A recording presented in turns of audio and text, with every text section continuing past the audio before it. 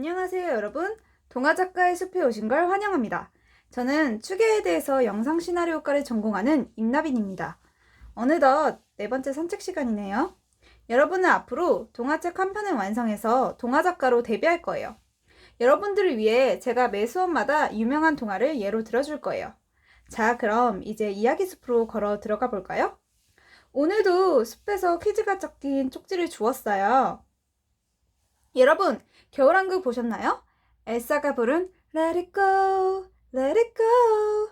겨울왕국 대표곡이죠. 여기서 퀴즈, 대표곡, 이걸 다른 말로 뭐라 하죠? 맞아요. 정답은 주제곡입니다. 여기서 주제는 오늘 배울 내용과 관련이 있어요. 여러분의 주인공이 하는 행동을 통해 드러나는 이야기의 씨앗, 주제에 대해서 살펴볼 거예요. 오늘의 목표는 먼저 다른 동화 속 주제를 말로 표현할 수 있게 되는 거예요. 그리고 여러분의 동화의 주제가 무엇인지 생각해보고 글을 고쳐보는 거예요. 첫 번째는 명작 동화 피노키오입니다. 착한 목수 제페토는 나무를 깎아 인형을 만들어 피노키오라는 이름을 붙여요. 피노키오는 한 요정의 도움으로 사람처럼 말하고 행동할 수 있게 됐죠. 추운 겨울, 제페토가 자신의 옷까지 팔아가며 학교에 보내지만 피노키오는 서커스단에 눈이 파여 온갖 모험을 하게 돼요. 방탕한 생활을 하다가 커다란 고래 뱃속까지 들어가게 되는데 결국 제페토의 헌신적인 사랑으로 구출되고 피노키오는 진짜 사람이 됐다고 하죠. 주인공 피노키오는 원래 나무 인형이었다 요정의 마법으로 움직이게 되죠. 거짓말을 하면 코가 길어져요. 피노키오의 목표는 진짜 사람이 되는 것. 피노키오가 잘못을 뉘우치고 정직하게 행동하자 비로소 사람이 된 것처럼 주제는 진정한 용기는 정직하게 행동하는 것입니다. 두 번째 명작 동화는 아기 돼지 삼형제입니다. 엄마 돼지는 3마리 아기 돼지를 세상에 내보내요. 3마리 아기 돼지는 각각 다른 재료로 집을 짓습니다. 첫째 아기 돼지는 밀집으로 집을 지었는데 늑대가 와서 집을 훅훅 불어 날려버려요. 둘째 아기 돼지는 가시덤불로 집을 지었는데 또 늑대가 나타나서 훅훅 불어 집을 쓰러뜨리죠. 막내 아기 돼지는 벽돌집을 지었는데 늑대가 아무리 훅훅 불어도 집은 끄떡하지 않아요. 늑대는 꾀를 내 아기 돼지를 바깥으로 나오도록 꼬드기지만 결국 셋째 아기 돼지에게 골탕만 먹어요. 화가 머리까지 치민 늑대가 굴뚝을 타고 내려오는데 이때 아기 돼지는 솥에 물을 가득 채우고 불을 활활 뗐어요. 그리고 늑대가 굴뚝에서 막 내려오는 순간 솥뚜껑을 열어 팔팔 끓는 물에 빠지게 해 늑대를 처치했다 합니다. 주인공 셋째 아기 돼지는 늑대에게 안 속아 넘어가는 똑똑한 돼지예요. 그리고 위기에 미리미리 대처하는 부지런한 모습을 보이죠. 셋째 아기 돼지의 목표는 늑대로부터 자신의 집과 목숨을 지키는 것. 이야기의 주제는 언제든 위기에 대처할 수 있도록 지금부터 성실하게 미래를 준비하자입니다. 다음은 이소부와 토끼와 거북이입니다. 어느 날 토끼가 거북이를 느림보라고 노려대자 거북이는 토끼에게 달리짓기 경주를 제안해요. 경주를 시작한 토끼는 거북이가 한참 뒤에 있는 걸 보고 안심하고 중간에 낮잠을 자요. 토끼가 잠에 빠진 사이 거북이는 토끼를 지나쳐요. 잠에서 깬 토끼는 거북이가 자신의 추월한 걸 깨닫고 빨리 뛰어가 보지만 결과는 거북이의 승리였답니다. 주인공 토끼는 재빠르지만 방심에 게으르게 행동하고 거북이는 느려도 포기하지 않고 열심히 달려가죠. 두 동물의 목표는 달리기 경주에서 이기는 것. 이야기의 주제는 거북이처럼 느려도 꾸준히 노력하는 자가 성공한다입니다. 두 번째 이소부화로 넘어가 볼게요. 고양이 목에 방울달기입니다. 오랫동안 매일같이 고양이에게 쫓기던 쥐들이 모여서 대책회의를 해요. 회의의 내용은 고양이를 어떻게든 해야 된다는 것인데 쥐들은 여러 가지 해결방을 내놓았지만 도움이 될 만한 게 없었어요.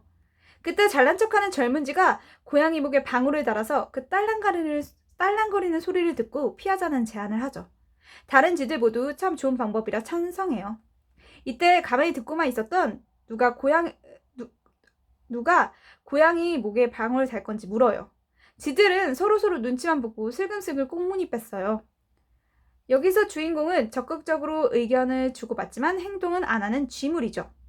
쥐무리의 목표는 고양이 목에 방울을 다는 것, 자기가 하겠다는 쥐가 없는 것처럼 이야기 주제는 말보다 행동이 어렵다입니다.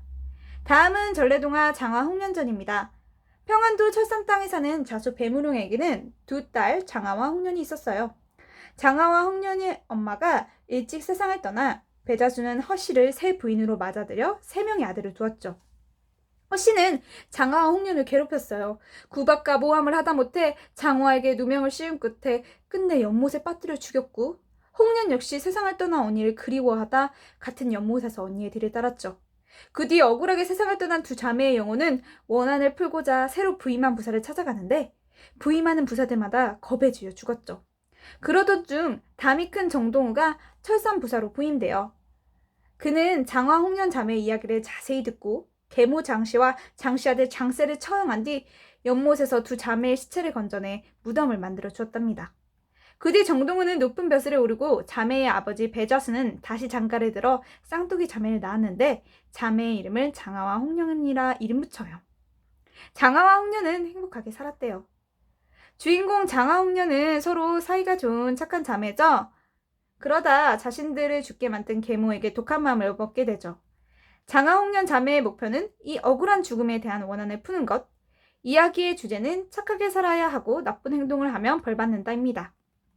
자, 여러 동화 속 주인공의 목표와 이야기 주제를 살펴보고 왔는데요. 주인공이 얼마나 중요한지 알겠죠? 주인공이 목표를 정해 이루려 하면서 이야기가 앞으로 나아가고 주인공을 통해 이야기 주제를 보여줄 수 있으니까요. 주인공의 목표는 이야기의 동력이 되어 주인공이 처한 상황 속에서 결정하게 되며 그 목표를 이루기 위해 행동하면서 사건이 생기는 걸 알 수 있죠. 우리가 배운 이야기 단계 마지막 단계인 결말에서 우리의 주인공의 목표를 다시 확인해 볼 필요가 있답니다. 여러분의 주인공이 목표를 이룬다면 해피엔딩, 못 이룬다면 새드엔딩으로 끝나겠죠. 이야기 주제도 다양하죠. 동화 주제들은 우리에게 어떤 교훈을 주곤 해요. 오늘 배운 토끼와 거북이를 예로 들어 거북이의 목표는 달리기 경기에서 이기는 거였죠. 거북이가 이기는 결말로 꾸준히 노력하는 자가 승리한다는 주제를 알 수 있었잖아요. 이처럼 목표와 주제는 서로 연결돼 있다는 걸 항상 명심하고 써야 해요. 막상 쓰다 잘 안되면 제가 예시로 보여드린 동화 다시 읽어보시길 추천드려요. 여러분, 오늘의 습선책은 끝났어요. 이제 손을 움직일 때입니다. 완성된 여러분의 이야기에서 주인공의 목표가 무엇인지 고민해보기, 그리고 주제가 제대로 드러나나 확인해보고 고쳐 써보도록 해요. 재밌는 이야기를 하나 완성했는데 다시 고쳐 쓰려니 막막하시나요? 저도 그래요. 하지만 글은 새 것 그대로보다 고쳐 쓸수록 더 좋아져요. 힘들어도 조금만 참고 고쳐 써봐요. 파이팅! 작가님들, 그럼 안녕!